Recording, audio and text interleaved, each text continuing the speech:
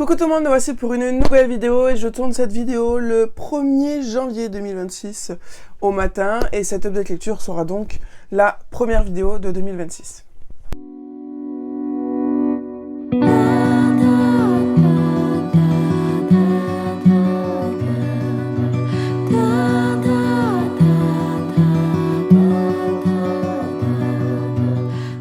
Donc on se retrouve aujourd'hui pour le dernier update lecture du mois de décembre. Alors ce mois de décembre n'est pas le plus folichon niveau rythme de lecture. J'ai pas énormément lu ce mois-ci comparé à d'autres, même si là l'update lecture va vous paraître gros parce que j'ai pas mal de choses à vous présenter. Mais sur la globalité, je crois que j'ai lu que 29 livres au mois de décembre. Ce qui est peu comparé aux autres mois, mais disons que normalement j'étais censée lire plus que ça pendant mes vacances de Noël. Mais avec mon fils, on a chopé la grippe, donc comment vous dire que c'était vraiment impossible de lire, sauf j'ai lu 3 livres, voilà, sur 2 semaines. Mais bon. En tout cas, je termine ce mois de décembre avec des découvertes, des suites de séries. J'ai terminé une série, j'ai terminé 2 séries même, et j'ai découvert voilà, des petites pépites vraiment très très sympas, donc on va commencer de suite. Alors, ma petite pilasse est là devant moi, et on va commencer par l'ordre où je les prends. Brave Pat, le tome 2, une petite fantaisie animalière dont je vous ai déjà présenté le tome 1. Ce tome 2 est vraiment excellent, ça approfondit encore plus l'univers, ça donne encore plus envie de suivre le reste de ses aventures. Et apparemment, il y aurait d'autres tomes. Je suppose que ce sera une série qui comportera peut-être 4-5 tomes, je suppose. Parce qu'il y a quand même énormément de choses à voir. Il y a pas mal de choses que Brave Pat doit aller chercher durant sa quête. Donc je pense que cette histoire va durer quelques tomes quand même. Je pense pas que ce sera le 3e et le dernier. Parce que si on part dans la logique où elle doit chercher une pierre par livre, normalement il devrait y en avoir 5 je pense. Donc c'est vraiment génial parce que c'est une série que je vais suivre vraiment de très très près. Je l'ai vraiment adorée. C'est un régal pour les yeux avec toutes ces illustrations, ces en-têtes. C'est cette calligraphie qui peut changer selon l'humeur des personnages ou selon l'importance de l'information. Bon voilà, c'est vraiment vraiment génial et c'est chez Saxo. Donc je peux que vous recommander cette série jeunesse. Ensuite j'ai continué du coup Le Gardien des Cités Perdues en roman graphique. C'est de cette manière que je continuerai cette série. En roman j'ai lu les 5 premiers tomes. Donc voilà. Par contre, ça va être assez long, du coup, parce que c'est 1 par année. Et jusqu'à présent, c'était décembre. Donc là, je pense qu'il va falloir que j'attende décembre 2026 pour qu'on avance dans l'histoire. Voilà. Mais c'est vraiment des objets livres vraiment magnifiques et qui reprennent vraiment très très bien l'histoire de cette série qui est quand même très complexe à comprendre et à assimiler. Et en fait, moi, j'ai arrêté les romans parce que j'arrivais pas à me plonger dedans. Peut-être que j'aurais essayé cette année, peut-être si en lisant le 6, mais c'est vrai que je m'étais remise à lire cette série en lisant le 5, ça faisait plusieurs années que j'avais arrêté. Donc du coup, c'était très compliqué de me relancer dans le 5 pour avoir tout en tête. Et surtout, il y avait un rythme où il ne s'était quasi rien passé pendant tout le tome 5. Et je me suis dit, putain, 700 pages pour qu'il se passe pas grand-chose. Je suis à peine au tome 5, il y en a encore 5. Je sais pas comment je vais gérer. Mais en tout cas, je suis très contente qu'il s'est pris le parti pris de les adapter en roman graphique. C'est une superbe façon de commencer cette série. Peut-être que je vais voir, peut-être cette année j'essaierai le tome 6, ça serait un défi que je me programmerai. Mais bon voilà, en tout cas, si vous n'avez pas encore lu Les Gardiens des Cités Perdues, n'hésitez pas à aller plutôt vers le roman graphique si vous avez un petit peu peur de cette longue série de grosses pavasses. Ensuite, j'ai fini la série de Ragnar normalement on dit Jonasson apparemment. Sa série Dark Island, qui est une série qui contient 6 numéros, donc 6 tomes. Et donc ce mois-ci, voilà, à la base, je m'étais dit, c'est pas forcé que je finisse cette série pour 2025, mais au final, je l'ai fait, Siglo étant le dernier. Voilà, donc normalement c'est... ça c'est le tome... Oh, je sais plus. En tout cas, Siglo est le dernier de l'histoire. Donc ce sont des romans policiers islandais. C'est un genre qui normalement ne m'attire pas forcément parce que c'est une écriture très très très contemplative. Énormément de descriptions de paysages. On va passer par la tête de plusieurs personnages. On va expliquer la vie de plusieurs personnages. Donc c'est quand même un rythme qui est très très long. Un petit peu, dans le mood islandais où il neige énormément, c'est très obscur, la vie est un petit peu au ralenti. Mais voilà, j'ai adoré les enquêtes de Harry Thor, j'ai adoré avoir la vie personnelle de Harry Thor qui évolue au fil des tomes. Donc voilà, j'ai vraiment vraiment beaucoup aimé. Je pense par contre que je vais faire une petite pause avec les polars islandais. J'ai eu un petit peu ma dose, du moins pour les séries. Là, dans ma pile à lire pour janvier, j'ai 2 autres livres de Ragnar Jonasson, mais ce sont des one-shots. Donc je me dis, ça va, je me relance pas dans des séries. Mais de toute façon, Ragnar Jonasson, là, j'ai fini cette série Dark Island. J'ai fini La Dame de Reykjavik et je suis à jour dans la trilogie blanche. Donc je pense que niveau série, je peux pas faire mieux. Maintenant, il me reste plus qu'à lire les one-shots. Les one-shots que j'ai, c'est À qui la faute et 10 âmes, pas plus. Voilà, on va voir ce que ça donne au mois de janvier.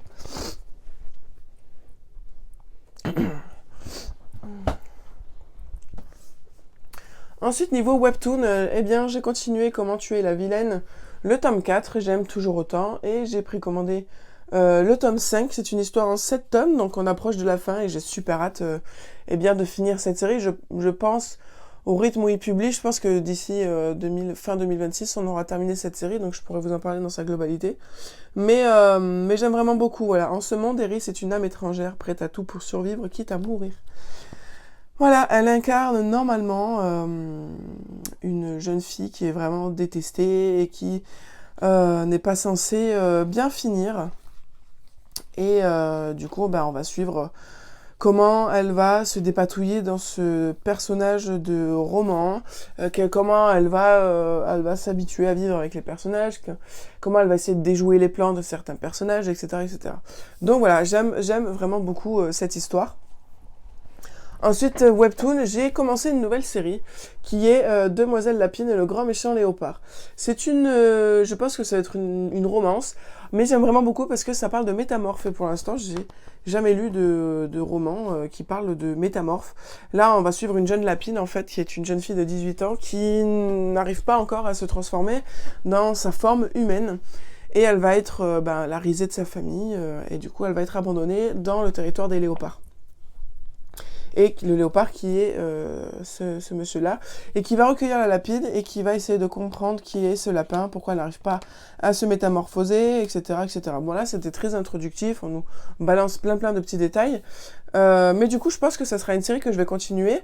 En plus, je crois que le dernier tome est en train de paraître, là. Donc tous les tomes sont parus, donc à tout moment, je peux faire une commande. Vu que tous les livres que je voulais précommander jusqu'à mars sont précommandés, le mois de février, le mois de mars, le budget livre que j'ai par mois, en vrai, là, il y en a pas. Donc, si je veux me faire plaisir, je peux largement m'offrir toute la série de Demoiselle Lapine et le grand méchant léopard, parce que ma prochaine commande de bouquins, ça sera pas avant début avril. Ensuite, j'ai découvert 2 autres autrices de policiers. Et donc là, j'ai découvert Limoun Barclay avec Disparu à cette adresse que j'ai adoré. J'ai adoré cette histoire. C'est pas écrit à la première personne du singulier, mais j'ai adoré cette enquête où du jour au lendemain, une jeune femme va disparaître. On accuse le mari. Mais pourtant on n'a rien pour l'inculper, donc on se retrouve 6 ans après, il a refait sa vie, il a changé de nom, il a une nouvelle copine, voilà, il a refait sa vie, et puis tout d'un coup, paf, sa femme revient, Brie. Donc on ne sait pas où elle était pendant ces 6 ans, mais c'est surtout on se pose la question de est-ce que c'est vraiment elle. Et donc là, l'enquête va vraiment commencer, il va se remettre à chercher, l'inspectrice qui avait enquêté il y a 6 ans revient sur l'affaire elle aussi, donc il y a énormément de choses qui se passent, et j'ai vraiment vraiment adoré, surtout quand on a les passages. On a les passages des... comment on appelle ça ? Vous savez, quand il y a un entretien entre un inspecteur et un suspect ou des témoins, là, je sais plus. Interrogatoire, voilà, les interrogatoires. Donc voilà, j'ai vraiment beaucoup aimé. On a des passages, les passages d'Andrew, donc le personnage principal, qui est écrit à la première personne du singulier. Ça, je trouve ça vraiment cool.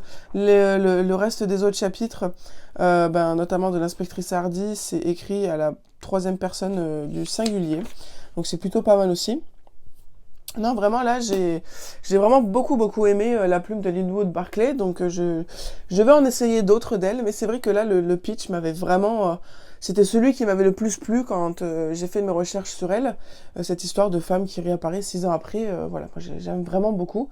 Donc je vais essayer de retrouver une autre histoire d'elle qui me botterait tout autant. Ensuite, j'ai lu Les Morsures du silence de Johanna Gustafsson. Donc, comme je vous ai dit, Ragnar Jonathan, là pour l'instant, au moment où je l'ai lu, j'avais fait une petite pause dans ses écrits.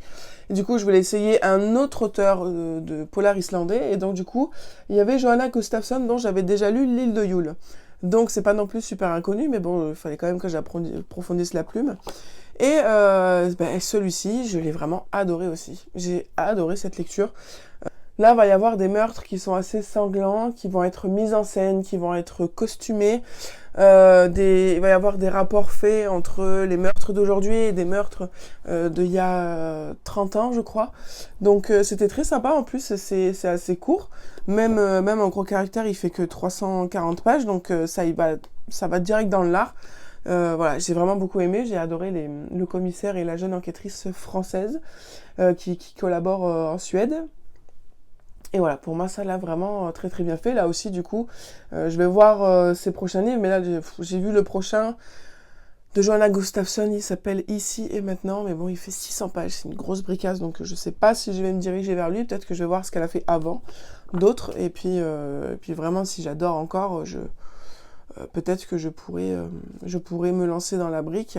Mais en tout cas, moi, j'aime bien parce que c'est écrit à la première personne. C'est quand même assez rare, hein, les policiers écrits à la première personne, et on a le point de vue du commissaire et de l'enquêtrice. Donc ça aussi, j'ai vraiment kiffé là, d'avoir les deux points de vue des deux enquêteurs, c'était génial.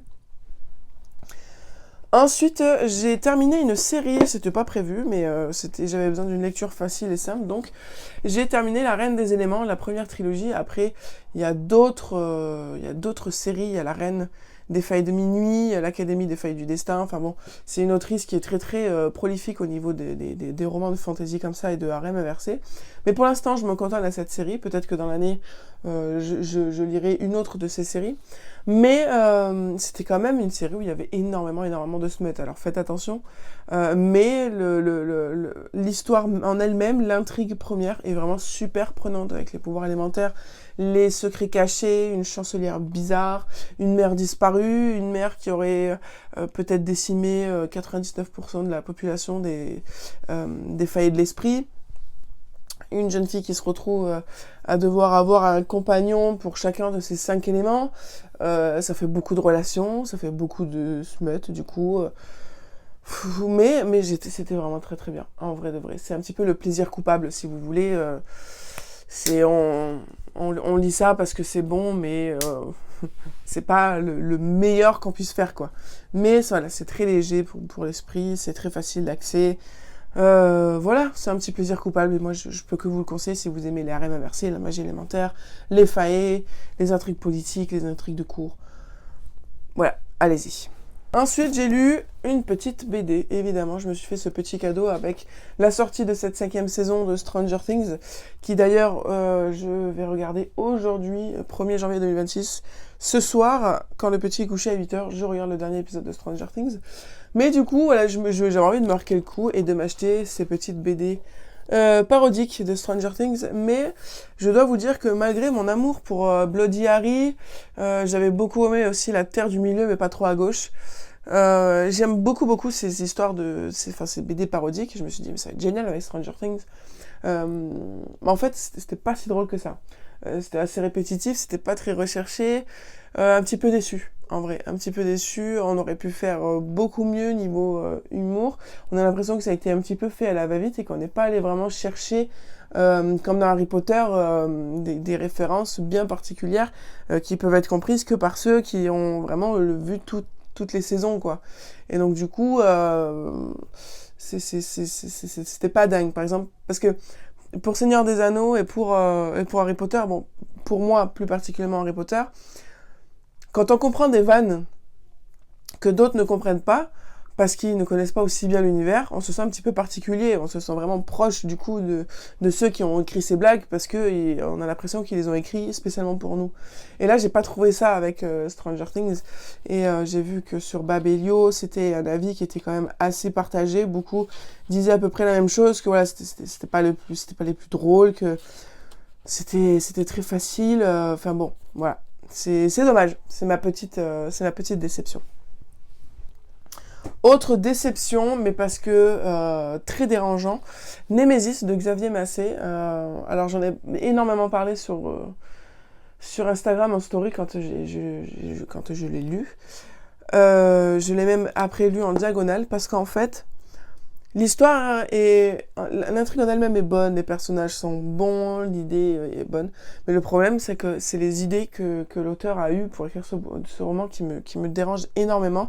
Il n'y a aucun trigger warning, on va parler de maltraitance infantile, mais des maltraitances qui sont inhumaines, je veux dire, je comprends même pas comment on puisse imaginer ça dans une tête d'auteur, quoi. Là, il s'agit de crimes qui se passent sur des bébés. Donc j'ai déjà lu des livres qui parlaient de maltraitance infantile sur vraiment des bébés de 4 mois. Il y a Les Faucheurs d'innocence d'Élodie Champy, qui m'a mis mal aussi, mais disons que c'était pas autant sadique, quoi. Là, vraiment, écoutez, je vous dis des bébés qui a été tué.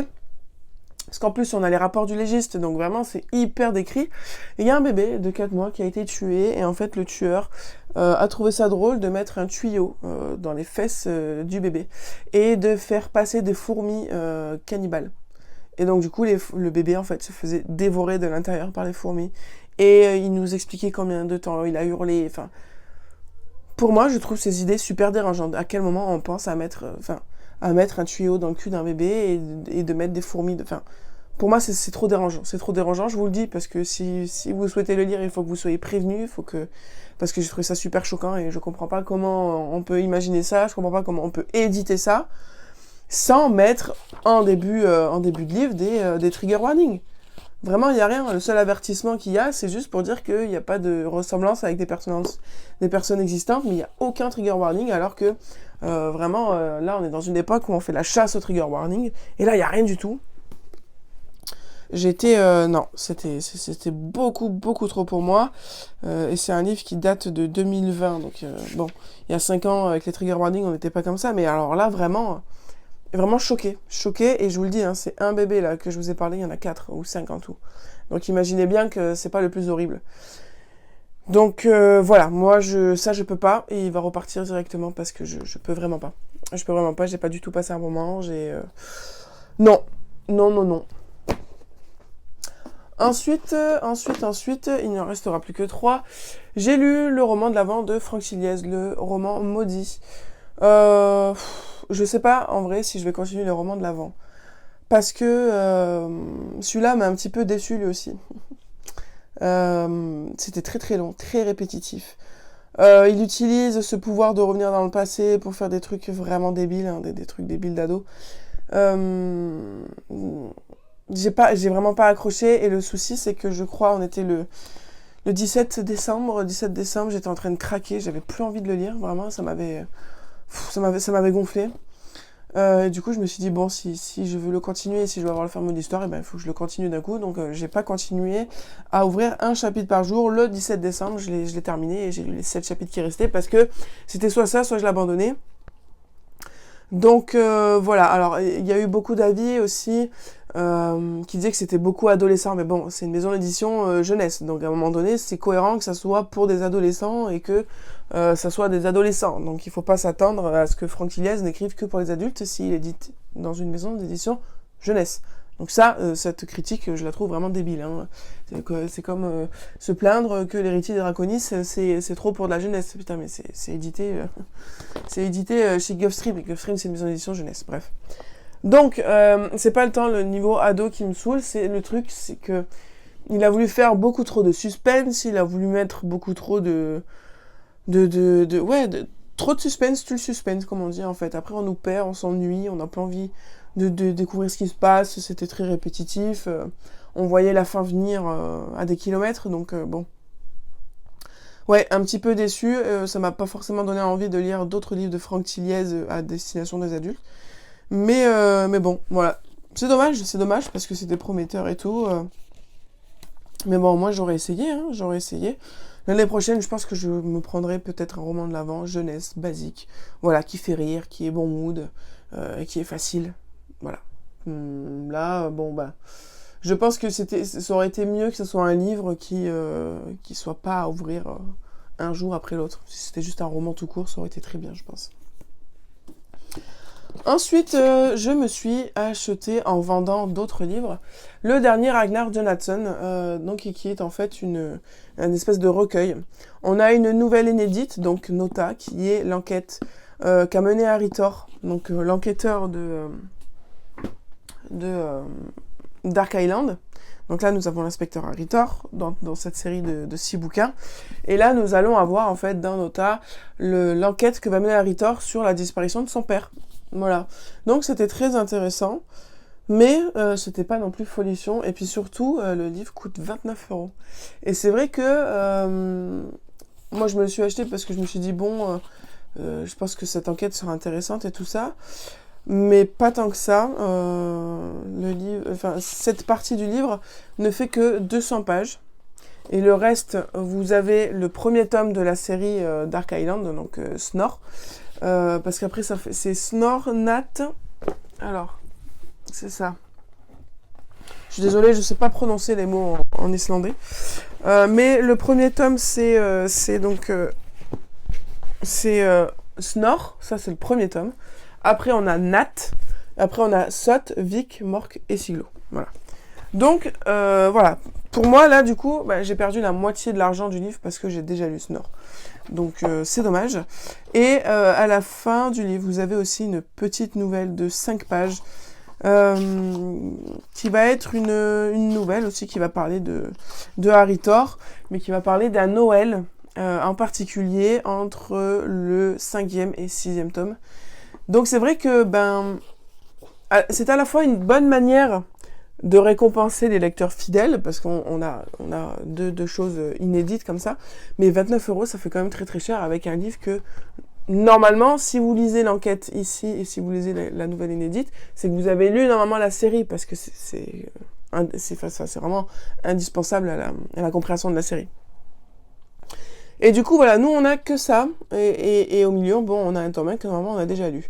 Mais le problème aussi, c'est pour les nouveaux, ça peut vous donner envie de lire la série, mais du coup, vous allez vous spoiler un petit peu ici, et vous allez vous spoiler aussi un petit peu ici. Donc, je sais pas trop, c'est à double tranchant, ce genre de choses.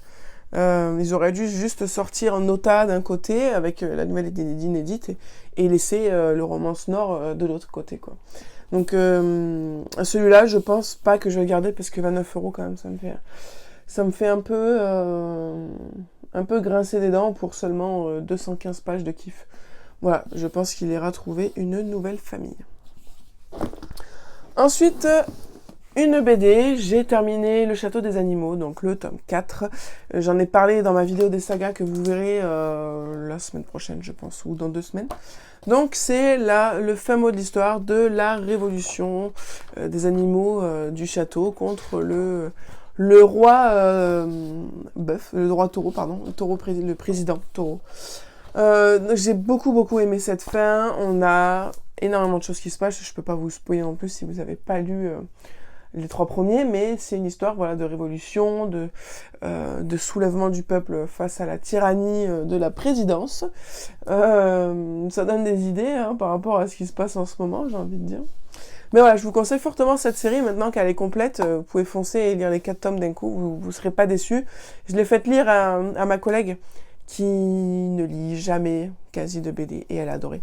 Donc vraiment, c'est un très très bon choix pour lire de la BD, pour que ce soit la première fois, ou juste parce que vous aimez la BD, mais que vous savez pas trop quoi lire. Je vous conseille Le Château des Animaux, si ce n'est pas fait.